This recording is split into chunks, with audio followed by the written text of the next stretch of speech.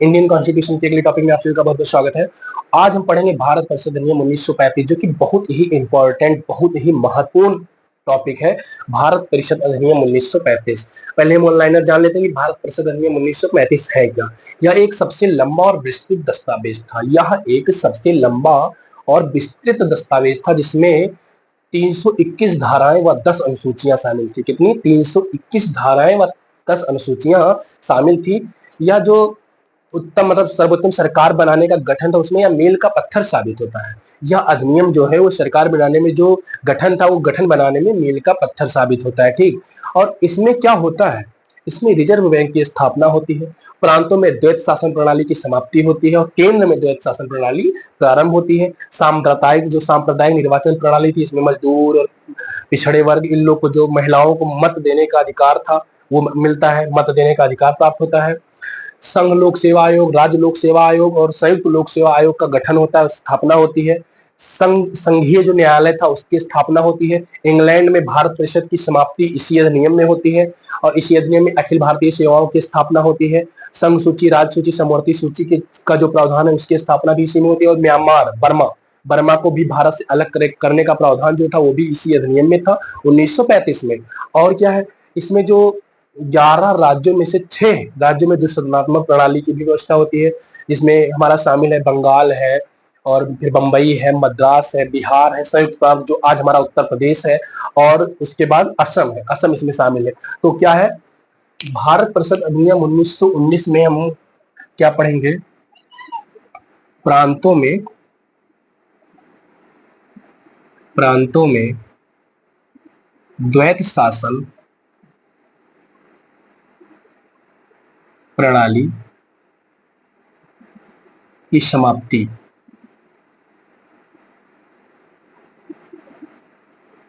प्रांतों में द्वैत शासन प्रणाली की समाप्ति।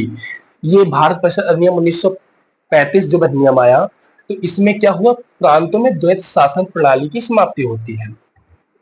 फिर अखिल भारतीय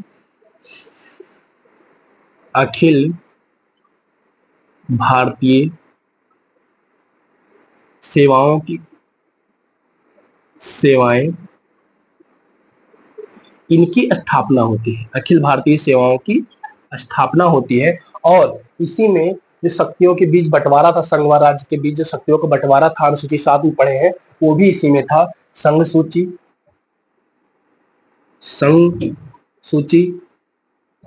राज्य सूची, समवर्ती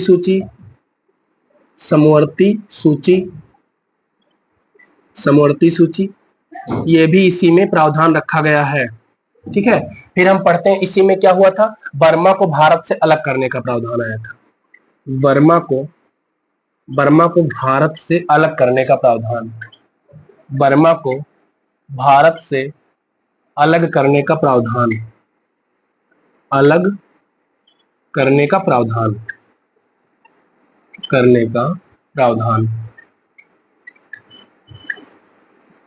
बर्मा को हम क्या कहते हैं? म्यांमार। ये बर्मा हमारा क्या है? म्यांमार। ठीक है, बर्मा हमारा म्यांमार है। ठीक। इसमें इसी अधिनियम, भारत परिषद अधिनियम 1935 में जो केंद्र था, केंद्र में द्वैत शासन प्रणाली की स्थापना होती है। केंद्र में द्वैत शासन प्रणाली की स्थापना।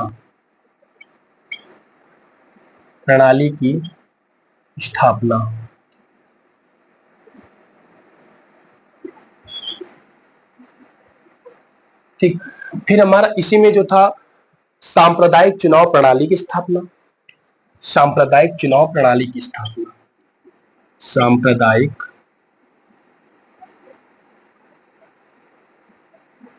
चुनाव प्रणाली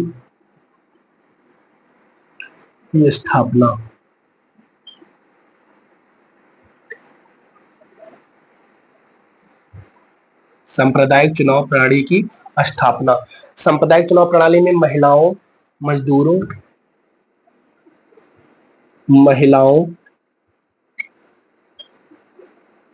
दलित दलित वर्गों और मजदूरों को मत देने का अधिकार। मत देने का अधिकार। मत देने का अधिकार। ठीक। सांप्रदायिक चुनाव प्रणाली की स्थापना 1935 के तहत होती है और इसमें जो महिलाएं थी, दलित वर्ग थे, मजदूरों को, इनको जो हमारे भारत में पहले मत देने का अधिकार नहीं प्राप्त था, तो इसी अधिनियम 1935 के तहत ही इन लोगों को भी मताधिकार का जो प्रावधान बनाया गया, इसमें इन लोग को भी शामिल किया गया। ठीक। लोक सेवा आयोग की स्थापना। लोक सेवा आयोग की स्थापना। लोक सेवा आयोग लोक सेवा आयोग की स्थापना होती है। भारत शासन अधिनियम 1935 में ही लोक सेवा आयोग की स्थापना होती है। ठीक। लोक सेवा आयोग की स्थापना, और इसमें कौन? केंद्र के लिए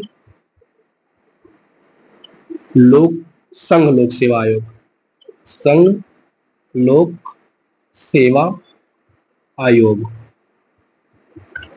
राज्य के लिए राज्य लोक सेवा आयोग। राज्य लोक सेवा आयोग। और दो संयुक्त स्थानों के लिए संयुक्त लोक सेवा आयोग। संयुक्त लोक सेवा आयोग।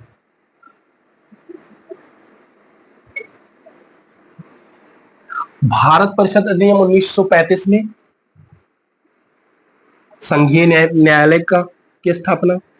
संघीय न्यायालय की स्थापना। संघीय न्यायालय की स्थापना।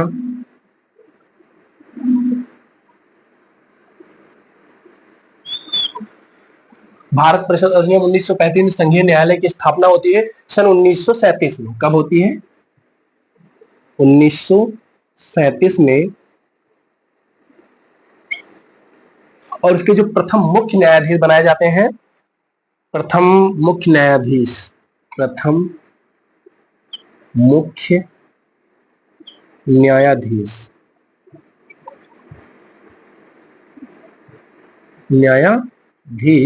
तो कौन थे?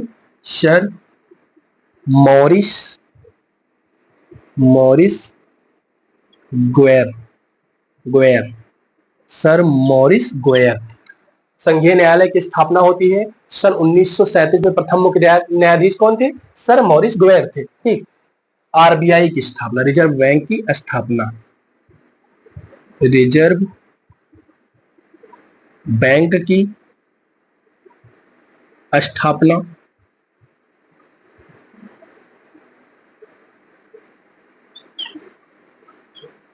रिजर्व बैंक की स्थापना भी भारत परिषद अधिनियम 1935 के तहत ही होती है। भारत परिषद अधिनियम 1935 के तहत ही रिजर्व बैंक की स्थापना होती है। अब इसी में है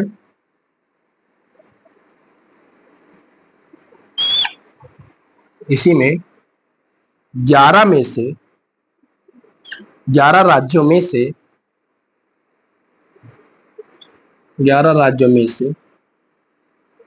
6 में द्विसदनात्मक व्यवस्था।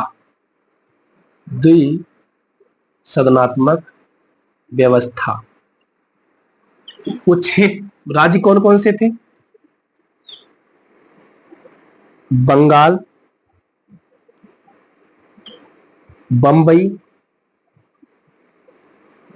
मद्रास, बिहार, संयुक्त प्रांत जो हमारा उत्तर प्रदेश है। अब इसका नाम 24 जनवरी 1950 में क्या रख दिया गया था? उत्तर प्रदेश रख दिया गया था। ठीक है। उत्तर प्रदेश स्थापना दिवस भी पूछेगा तो क्या बताना है? 24 जनवरी सन 1950। ठीक। संयुक्त प्रांत। और उसके बाद असम। असम।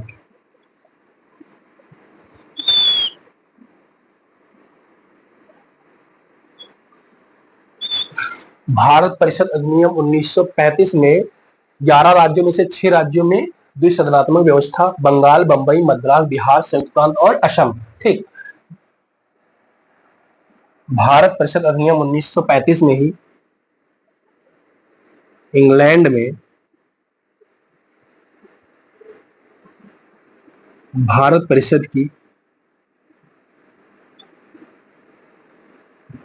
भारत में परिषद अधिनियम की समाप्ति, परिषद अधिनियम की समाप्ति।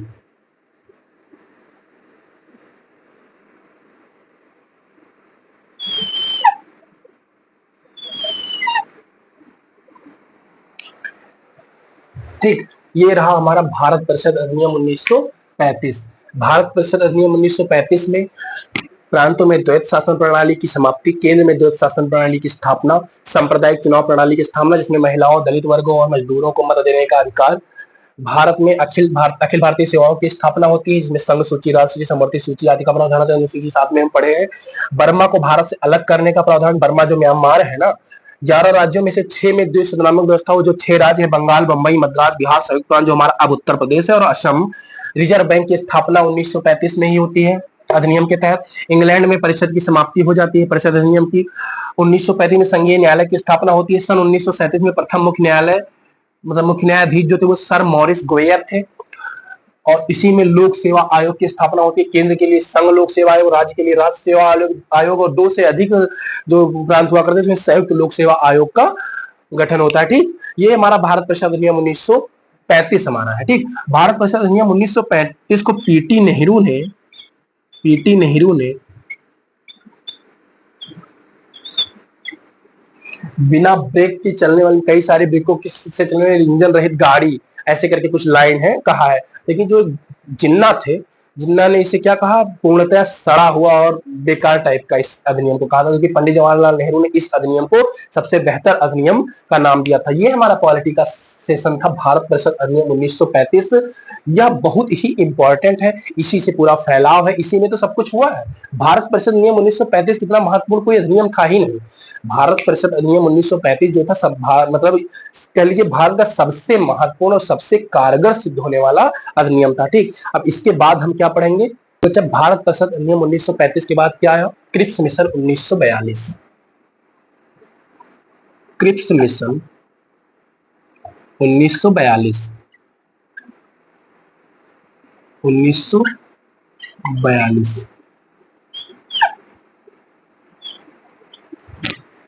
ठीक, क्रिप्स मिशन 1942। इसमें क्या है, क्रिप्स मिशन 1942 जो था यह भारत में द्वितीय विश्व युद्ध के दौरान पहुंचा। कब पहुंचा, भारत में द्वितीय विश्व युद्ध के दौरान भारत में पहुंचा, और 22 मार्च 1942 में यह आया था। 22 मार्च क्रिप्स मिशन कब आया था, 22 मार्च 1942 में आया था। यह एक सदस्यीय वो अधिनियम था, जो ये मिशन था एक सदस्यीय मिशन था, और ये किसके नेतृत्व में, सर स्टैफोर्ड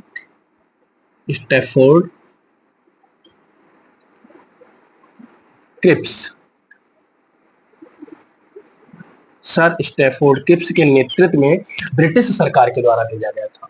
यह क्या हुआ था, सर स्टैफोर्ड क्रिप्स जो थे इसके नियंत्रण में ब्रिटिश सरकार के द्वारा भेजा गया था। युद्ध के बाद जो भारत देश हमारा है, इसे डोमेनियन स्टेट का दर्जा प्रदान किया गया। भारत को डोमेनियन स्टेट का दर्जा, भारत को डोमेनियन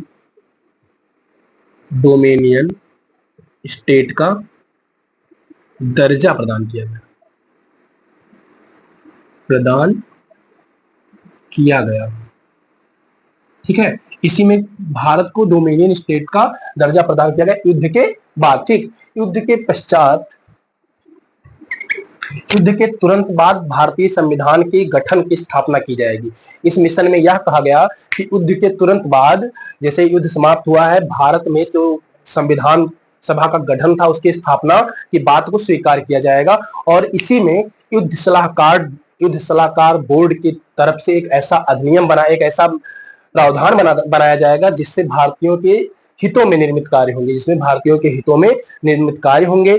और इसी में बताया गया, क्रिप्स मिशन 1942 में ही ये भी बताया गया कि जो वायसराय की कार्यकारिणी सदस्य है उसमें जो भारतीय सदस्य उनकी संख्या में वृद्धि की जाएगी।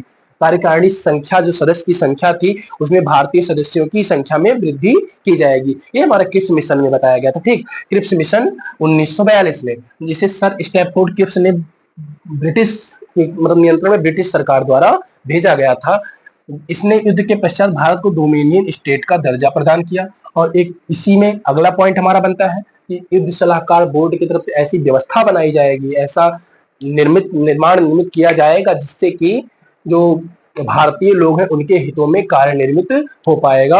और इसी में ये कहा गया कि जो वायसराय की कार्यकारिणी परिषद थी उसमें भारतीय सदस्यों की वृद्धि की जाएगी। ठीक, अब बहुत जल्द हमारा अगला चैप्टर शुरू होगा, बहुत इंटरेस्ट आएगा उसको पढ़ने में। अब हम अभी तो इतिहास पढ़ रहे थे, तो गठन था, इसमें क्या था, लेकिन इंपॉर्टेंट यही है, यूपीएससी में क्वेश्चन यहाँ से बहुत उठे हैं, यहाँ से बहुत क्वेश्चन आए हैं। इधर जितना पढ़े हैं आप पीवाईपी 2021 उठाइए, उसमें देखिए बहुत क्वेश्चन आए हैं। रेगुलेटर मार्ले मिंटो, जो मैंने बताया मार्ले मिंटो से क्वेश्चन उठे हैं। ठीक, उसी में मैंने वो बताया था चार्टर अधिनियम और संघीय न्याय, वो क्या नाम है, प्रथम उच्च न्यायालय की स्थापना जो हुई थी कोलकाता में 1774 क्या नाम रेगुलेटिंग एक्ट के बाद, उसमें बताया था सर एलजा एमपी मुख्य न्यायाधीश थे। ये सब क्वेश्चन आए हुए हैं। ठीक, तो अब हम अगली टॉपिक में कैबिनेट मिशन के बारे में बात करेंगे।